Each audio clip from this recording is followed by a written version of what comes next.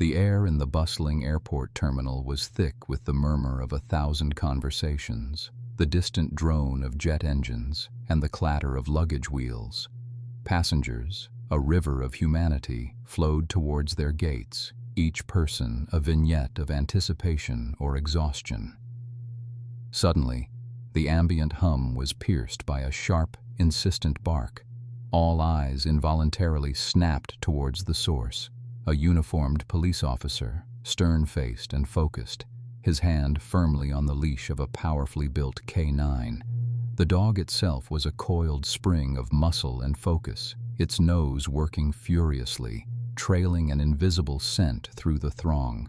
Then, with startling abruptness, the K9 lunged. Its intense gaze, usually reserved for empty cargo holds or suspicious packages, was fixed with unwavering determination on a single, unsuspecting traveler. The man, mid-stride towards gate B12, froze. His knuckles were white where they gripped the strap of a worn canvas backpack, a stark contrast to the sleek, designer luggage surrounding him. The dog's muzzle was practically pressed against the fabric of his bag, sniffing with an almost violent intensity, a low growl rumbling deep in its chest.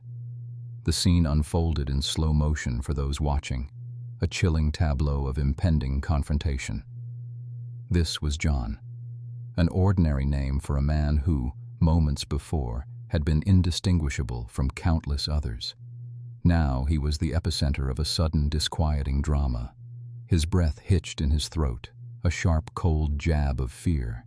His eyes, wide and darting, betrayed a vulnerability he desperately tried to mask. He wasn't a criminal, not in the way the K9's trained instincts implied. John was an artist, or at least, he had been. Life had a way of sidelining passions in favor of necessities, and for John, necessity had become a ruthless taskmaster. He was a struggling painter, his canvases gathering dust in a cramped studio apartment, his dreams slowly eroding under the relentless pressure of bills and an ailing mother. The backpack, clutched so tightly to his chest, wasn't just a container for clothes or toiletries.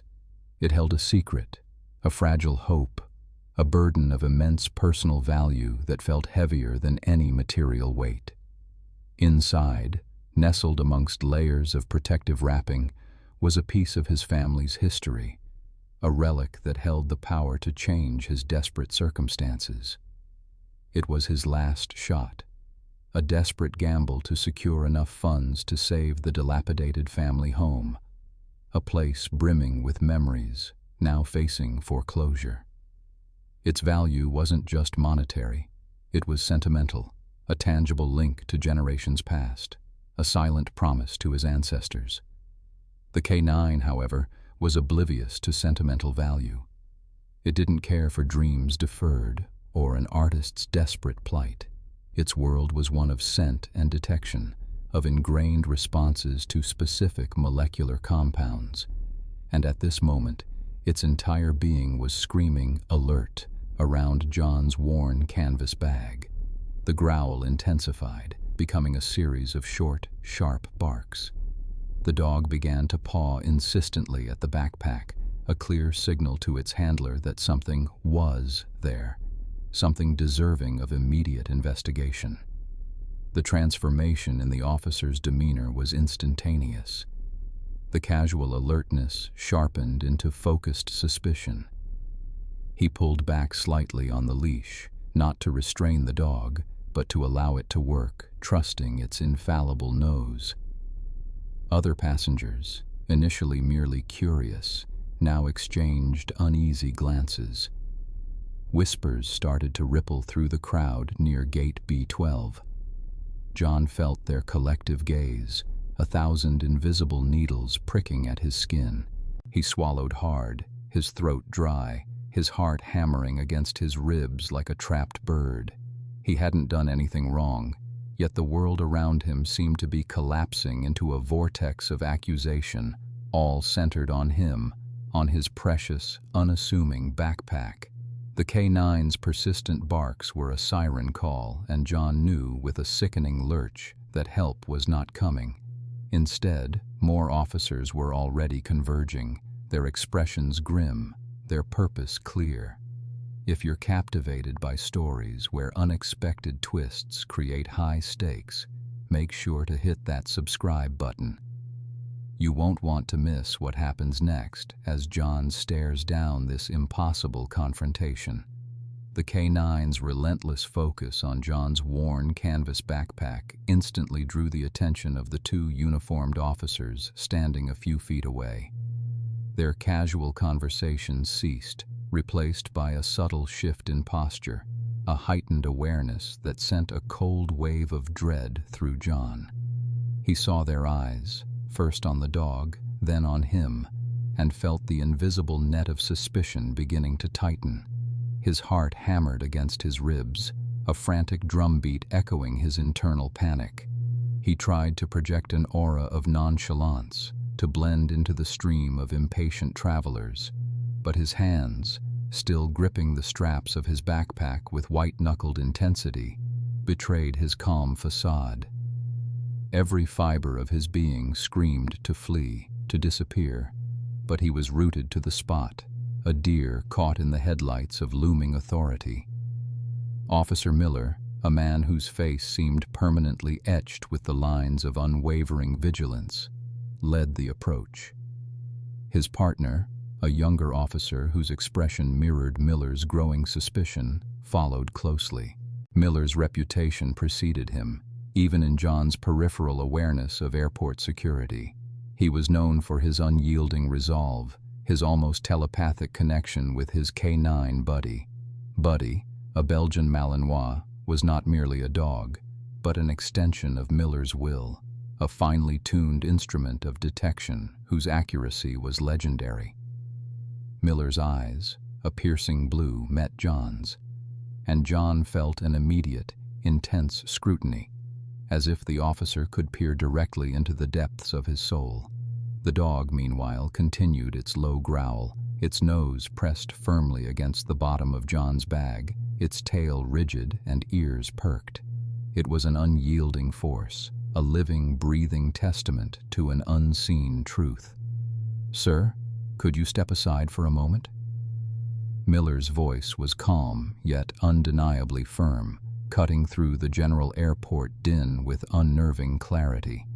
It wasn't a request, but a command veiled in civility. John's throat felt dry, his mouth suddenly devoid of moisture. He forced a swallow, attempting to clear the lump that had formed. "Is there a problem, officer?" he managed, his voice sounding thin and reedy to his own ears. He tried to keep his gaze steady, to avoid the telltale flicker that might betray his mounting anxiety. He knew he looked suspicious, standing there, clutching his bag as if his life depended on it, which, in a way, it did. Miller gestured towards an empty spot near a gate attendant's desk, away from the flow of passengers. "Our K9 has indicated something in your bag, sir.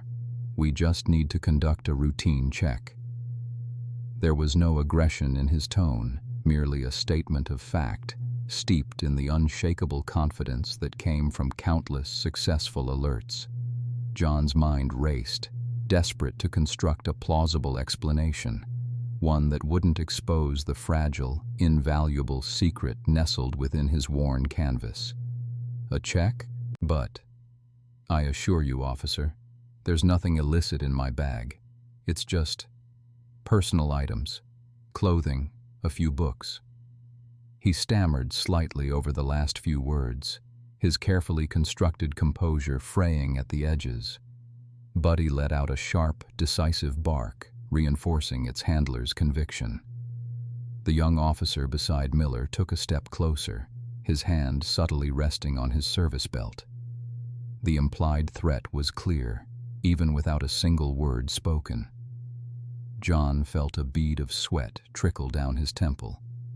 "Look, I understand you're just doing your job," he continued, trying to sound reasonable, even conciliatory. "But I'm in a hurry. I have a connecting flight. and my bag. It contains something very fragile, very important. I really wouldn't want it to be handled roughly." He knew he was treading a dangerous line, hinting at the contents without revealing them, trying to buy time, to somehow de-escalate the situation without drawing more suspicion. His discomfort was palpable, a visible tremor affecting his hands, a slight quiver in his voice. He felt every eye in the immediate vicinity turning towards him, drawn by the unusual sight of a K9 in full alert mode at the gate. The easy anonymity of the airport had shattered. The officers, now clearly sensing a definite hit, closed in, their voices dropping to a more serious, accusatory tone. "Sir, we need to know your full itinerary," one officer pressed, his gaze unwavering. "And precisely what is in that backpack that has our K9 so agitated?" John's throat tightened, a dry rasp escaping as he tried to respond. He swallowed hard, attempting to conjure an aura of calm that felt impossibly distant. "Just personal items," he stammered, his eyes darting between the officer's badge and the persistently barking K9, its sharp barks echoing ominously in the semi-hush of the gate area. "Clothes, some art supplies, nothing illegal, I assure you." Officer Miller, the K9 handler, knelt beside the dog, stroking its head while maintaining eye contact with John. "This dog doesn't lie, son," he stated, his voice low but firm, layered with years of experience and unwavering trust in his partner. "He's telling us there's something in there, and he's highly trained to detect very specific substances." The K9, a powerful German shepherd, continued its insistent barking, now adding a pawing motion against the fabric of John's backpack, its nose pressed firmly against the side pocket. Each bark, each scratch, was a hammer blow against John's carefully constructed facade. A palpable tension had begun to spread through the gate. Passengers, initially engrossed in their phones or conversations, now turned their heads, their murmurs growing louder, their stares piercing. Whispers began to circulate, fragmented sentences slicing through the air. "What's going on? Is it drugs? Poor guy, looks terrified."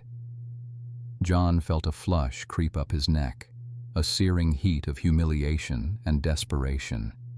He could feel dozens of eyes on him, burning holes through his carefully maintained composure. The weight of his secret, already immense, now felt like an unbearable anchor dragging him down into a whirlpool of public scrutiny. Internally, John was battling a raging storm.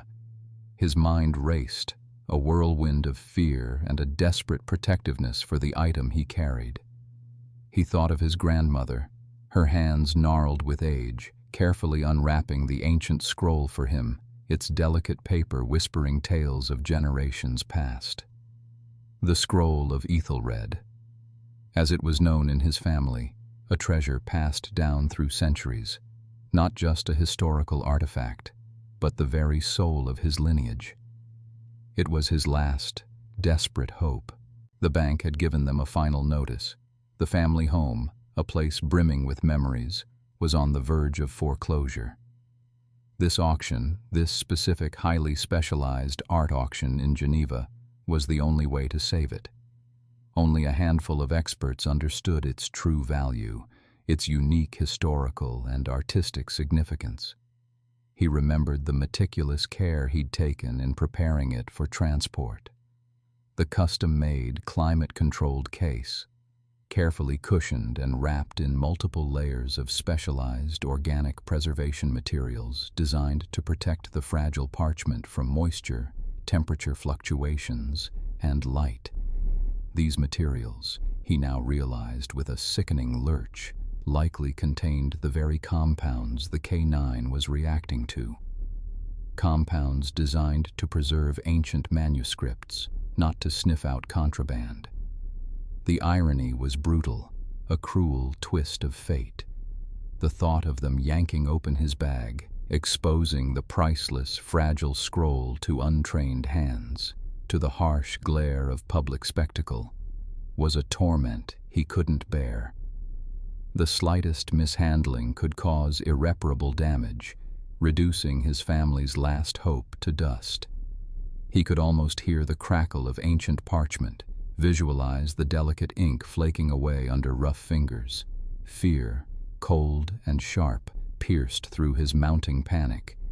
He had to protect it, whatever the cost. But how?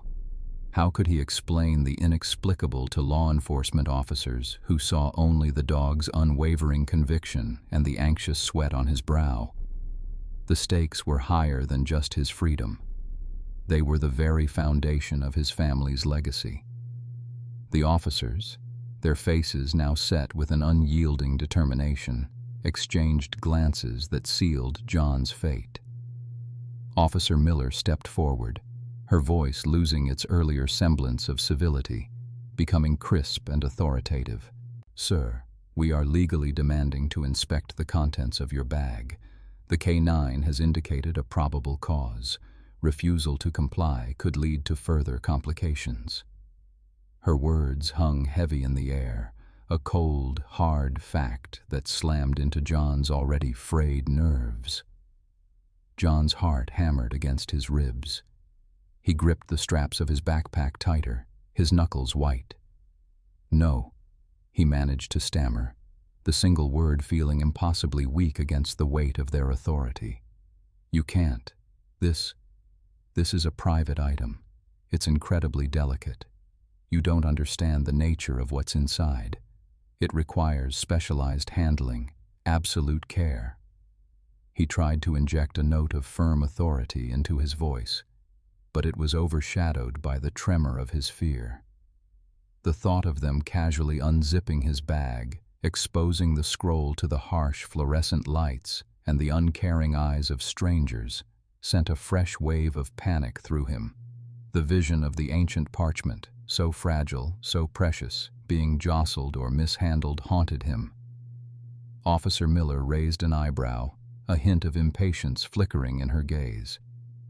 "Sir, with all due respect, people often claim the contents of their bags are delicate when they have something to hide. My dog's indication isn't about delicacy, it's about detection. We need to see what's causing this reaction." Just then, a new figure approached, cutting through the murmuring crowd with an air of undeniable command. It was a woman in a sharp airport security uniform, her face stern, her eyes missing none of the details of the unfolding scene. This was Ms. Albright, the airport security supervisor, a figure known for her strict adherence to protocol and her utter lack of tolerance for disruptions. Her presence immediately added a new layer of immutable pressure.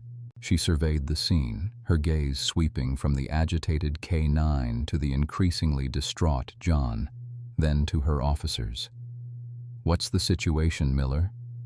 Ms. Albright's voice was low but carried an undeniable authority, cutting through the ambient airport noise. Officer Miller quickly relayed the events, emphasizing the K9's consistent and strong alert. Ms. Albright listened, nodding curtly, her eyes never leaving John. She exuded an aura of unyielding professionalism, a stark contrast to John's visible distress. "Sir?" Ms. Albright addressed John directly, her voice devoid of any warmth. "You heard Officer Miller. The dog has alerted. We have probable cause. You are required to cooperate. If you resist, we will be forced to escalate this situation, which could include detainment and a more thorough search." Her words were not a threat, but a statement of unwavering fact, delivered with the cold precision of airport policy. John felt the walls closing in. He looked around at the faces in the crowd, a mix of curiosity, judgment, and a few fleeting expressions of sympathy. Every single person there would witness the public desecration of his family's legacy. The alternative, though, was arrest, a legal battle, and the very real possibility of losing the scroll to impoundment, where its fate would be even more uncertain. The stakes were impossibly high. He had promised his grandmother he would protect it, that he would use it to save their home. To simply surrender it, to allow it to be exposed and potentially damaged by untrained hands, felt like an unthinkable betrayal. Yet, to refuse this final, authoritative demand would only lead to a harsher, more public confrontation, one where he would undoubtedly be seen as a criminal. His mind raced, calculating the odds, the risks, the devastating consequences of either path. The decision he had to make felt like choosing between two equally destructive fires. The situation had spiraled into a full-blown public spectacle. Every head turned, every conversation ceased, replaced by the collective gasp and the low hum of cellular devices being raised. A dozen, then 24, then seemingly countless phone cameras flashed, recording the unfolding drama. John felt completely exposed, stripped bare under the harsh fluorescent lights of the terminal. The humiliation was a physical ache, burning through his chest, making it hard to breathe. He imagined the headlines, the viral videos, the mocking comments that would surely follow. His desperate attempt to save his family's legacy was now turning into a public circus, forever immortalizing his mortification. He could feel the eyes boring into him, judging, speculating, reducing him to a caricature of suspicion. He weighed his options, his mind a frantic scramble of calculations. On one hand, there was the unimaginable risk to the scroll of Ethelred. The thought of it being carelessly handled, its ancient, delicate parchment exposed to the elements, or worse, damaged by an officer's zealous search, sent shivers of dread down his spine. The scroll wasn't just paper and ink. It was a living piece of his ancestry, a connection to generations past, now held precariously in his trembling hands. Its destruction would be tantamount to erasing a part of his family's soul, extinguishing the last flicker of hope for their home. On the other hand, the legal consequences of non-compliance loomed large and menacing. He could already envision the handcuffs, the cold confines of an airport holding cell, the endless interrogations, the inevitable charges of obstruction or, worse, whatever nebulous offense the K9's detection implied. His refusal to cooperate, however justified in his own mind, would only serve to strengthen their conviction that he was hiding something illicit. He was trapped between an impossible choice: risk the irreplaceable heirloom, or face the full, unyielding force of airport security and law enforcement. A desperate part of him wanted to scream the truth, to blurt out, "It's an ancient parchment, preserved with special compounds." But he knew how ludicrous that would sound, how easily it could be misinterpreted as a desperate lie. Would they even believe him? Would they understand the intrinsic value, the historical significance, the fragile nature of what he carried? Doubt gnawed at him, paralyzing his will. Just as Officer Miller, his face set in a grim determination, reached for the zipper of John's backpack, his movements signaling an imminent, forced inspection, a new voice cut through the tense silence. "Hold on, officer. What exactly is going on here?" All heads swiveled in unison. A man in a crisp, dark suit, his face etched with a look of shrewd intelligence and authority, stood a few feet away. He carried himself with an air of quiet self-assurance that immediately commanded attention. John had a fleeting, almost dreamlike sensation that he'd seen this man somewhere before, perhaps in an academic journal or at an art history lecture he'd attended years ago. The newcomer was Dr. Elias Thorne, a renowned art provenance expert, well known in the exclusive circles of international art auctions. He had been en route to a connecting flight to Geneva, coincidentally for the very same specialized auction John was trying to reach. Dr. Thorne, recognizing the specific high-end, climate-controlled carrying case peeking from John's now partially open backpack, and having overheard snippets of the commotion about a K9 alert, had paused. His professional curiosity piqued. He knew that type of case well. They were almost exclusively used for transporting incredibly delicate and valuable historical artifacts. He had a sudden, profound intuition that this was not a simple case of contraband. The world seemed to hold its breath. Just as John braced himself for the inevitable, for the forceful tearing open of his backpack, a new voice cut through the tense airport atmosphere. It was calm, authoritative, yet lacked the overt aggression of Officer Miller's earlier demands. "Hold on, officer," the voice commanded, drawing everyone's attention. A man in a sharp, dark suit, with neatly combed silver hair and an air of quiet confidence, stepped forward, his eyes fixed on John's bag, then on the insistent K9. This was not just any airport official. John vaguely recognized him from a few fleeting glimpses in specialized art journals. It was Dr. Aris Thorne, a globally renowned expert in artifact conservation and occasional consultant for major auction houses, who just happened to be passing through on his way to an international symposium. His presence here, at this precise moment, felt like a divine intervention. Dr. Thorne spoke directly to Officer Miller, his tone measured. "Officer, with all due respect to your K9's training, I believe there might be a significant misunderstanding here." He gestured subtly towards the frantic dog. Some of these impressive detection animals are trained to identify very specific organic compounds. While invaluable for narcotics, these compounds can, in certain unique circumstances, overlap with substances used in the preservation of extremely old and delicate artifacts. I've seen it before, especially with ancient manuscripts. John's eyes, wide with a mixture of disbelief and dawning hope, locked onto Dr. Thorne's. It was as if the art expert had plucked the exact, desperate, unarticulated truth from John's own mind. Officer Miller, initially taken aback by the interruption, still held a skeptical stance, his hand resting near his sidearm. "With all due respect, sir, this dog has a perfect record. If it's hitting on something, it's hitting on something illegal." The airport supervisor, who had been on the verge of ordering the search, also looked unsure, caught between the K9 handler's conviction and the unexpected, articulate intervention from a seemingly credible stranger.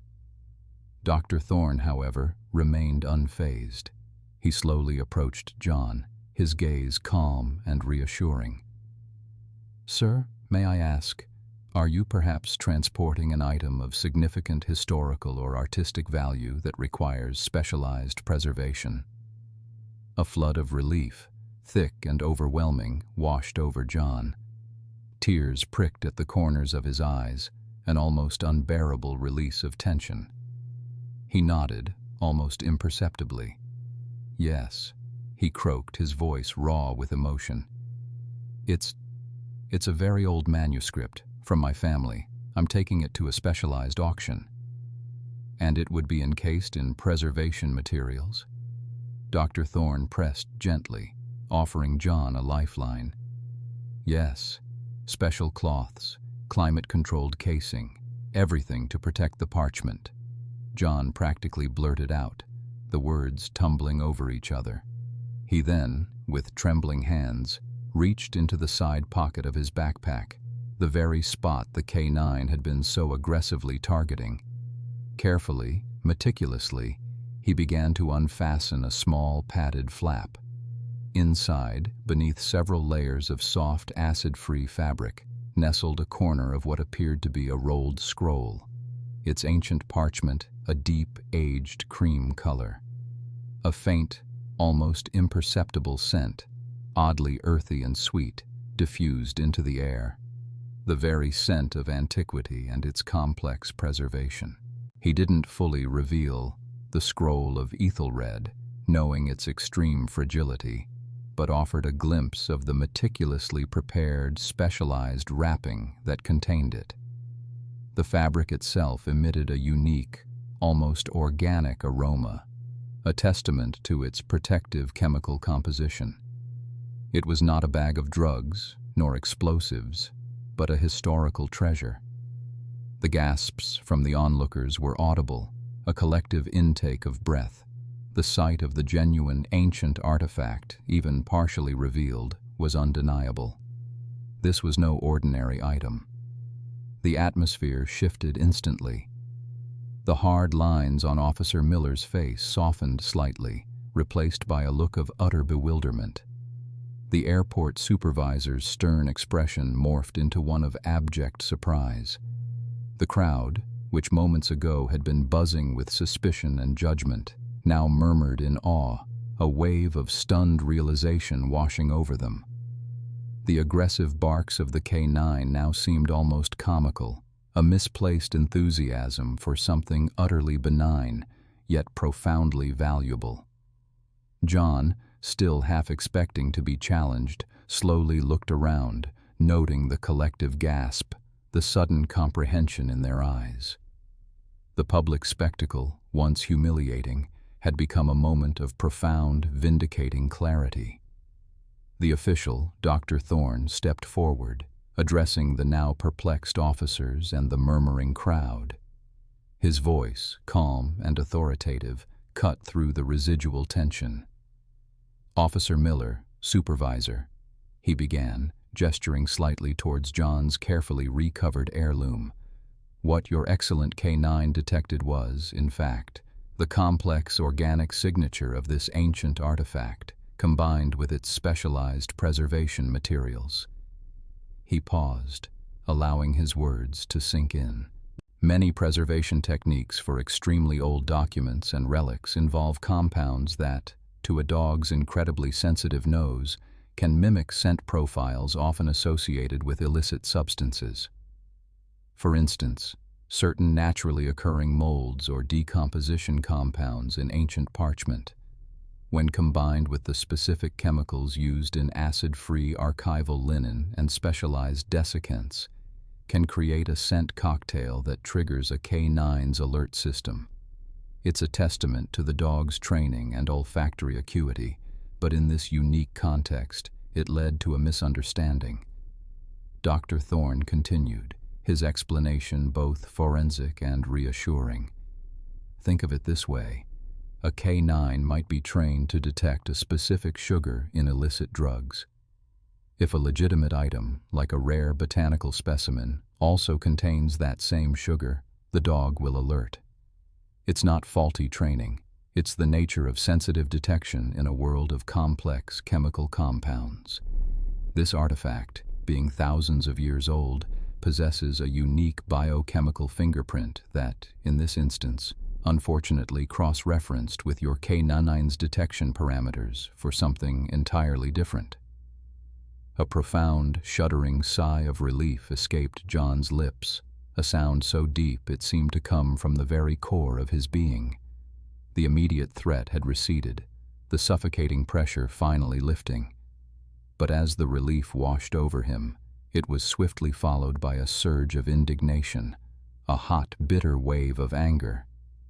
He had been subjected to a public trial, humiliation, and the imminent threat of his family's legacy being forcibly exposed, potentially damaged, and certainly misunderstood.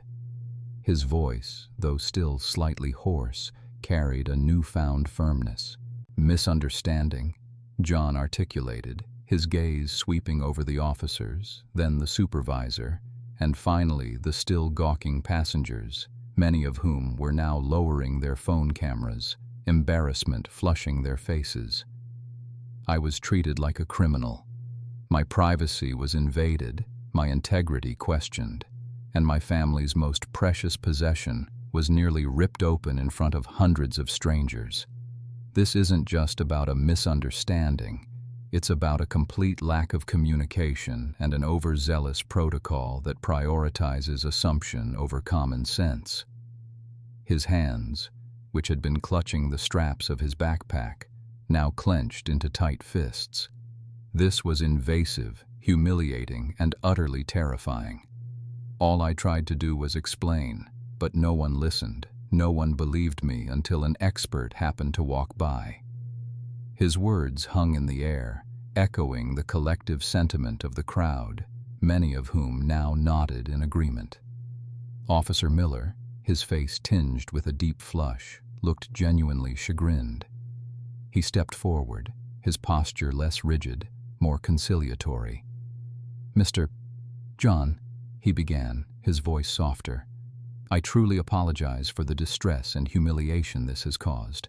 My dog's alerts are usually unassailable.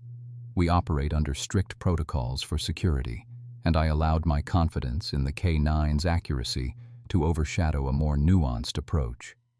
We should have listened more closely to your initial explanations." The airport supervisor, a stern woman named Eleanor Vance, also offered her apologies, her previous brusqueness replaced by a clear note of contrition. "Mr. Reynolds, on behalf of airport security, I extend our sincerest apologies. This was an unfortunate incident, a rare confluence of circumstances, but that does not excuse the distress you endured. We should have managed the situation with more consideration once Dr. Thorne intervened. We will ensure your passage is expedited, and if there is anything we can do to assist you further, please do not hesitate to ask. We will make sure you reach your flight without any further issue." She even offered to personally escort him through the remaining security checks, a gesture that spoke volumes about the shift in their demeanor. The tide had truly turned. With the genuine nature of the artifact undeniably established, and the specialized materials confirmed as the source of the K9's diligent detection, John was finally cleared to board his flight. The apologies from Officer Miller and the supervisor were profuse, their initial skepticism completely replaced by respectful deference. Dr. Thorne, the art expert, personally escorted John to the gate, ensuring no further delays or misunderstandings occurred. The incident, though terrifying in its intensity, ultimately became a cautionary tale for the airport staff about the intricacies of K9 training and the critical importance of context when dealing with unusual organic compounds. It served as a stark reminder that not every alert signified illicit activity. Sometimes, it merely highlighted the extraordinary. John, still reeling from the emotional roller coaster, clutched his backpack, now feeling less like a burden and more like a sacred trust. He found his seat on the plane, the hushed cabin a welcome contrast to the chaotic gate. As the aircraft ascended, leaving the lights of the city behind, a wave of profound relief washed over him. The heirloom, the scroll of Ethelred, was safe, protected, and on its way to its intended destination. The near calamity at the gate, while traumatic, had underscored the immense value of what he carried, not just financially, but in terms of historical and familial legacy. Days later, John stood in the hushed, elegant halls of a prestigious auction house in London. He carefully, reverently presented the scroll of Ethelred to a team of eager conservators and appraisers. Their gasps of admiration and the immediate recognition of its significance were a balm to his frayed nerves. He recounted the airport incident, eliciting shocked expressions and assurances that such a valuable piece would now travel with unparalleled security. The valuation exceeded his wildest dreams, a sum that would not only save his family home, but also provide a comfortable future for years to come. It was a life-changing sum, directly attributable to the very artifact that had almost cost him his freedom. The incident, though initially horrifying, ultimately highlighted the complex nature of judgment and perception. The K9, performing its duty perfectly, had detected a truth: the presence of unique organic compounds. The human element, however, had initially leaped to the most obvious, and in this case, incorrect conclusion. It was a lesson in looking beyond the surface, in seeking deeper understanding before enacting severe measures. John also reflected on his own vulnerability, how easily his intentions could have been misconstrued, how close he came to losing everything he held dear, simply because of a scent. He realized the world often operates in shades of gray, and black and white assumptions can lead to drastic, unjust consequences. Back home, settled and secure, John often thought of the airport, the barking dog, and the art expert who had intervened. He felt a profound gratitude for Dr. Thorne's unexpected insight, which had averted a disaster. The memory of the scrutinizing glares and the fear of public humiliation sometimes resurfaced, but they were always overshadowed by the immense triumph of safeguarding his family's heritage and securing their future. He understood now, more than ever, that sometimes the most precious things are hidden in plain sight, and their true value only revealed through unexpected challenges. This harrowing journey had not only saved his family's legacy, but had also given him a deeper appreciation for the intricate dance between duty, perception, and the undeniable truth. If you found John's nail-biting journey through airport security as gripping as we did, make sure to give this video a thumbs up. Share it with your friends and family so they can experience the suspense and the extraordinary power of an unexpected intervention.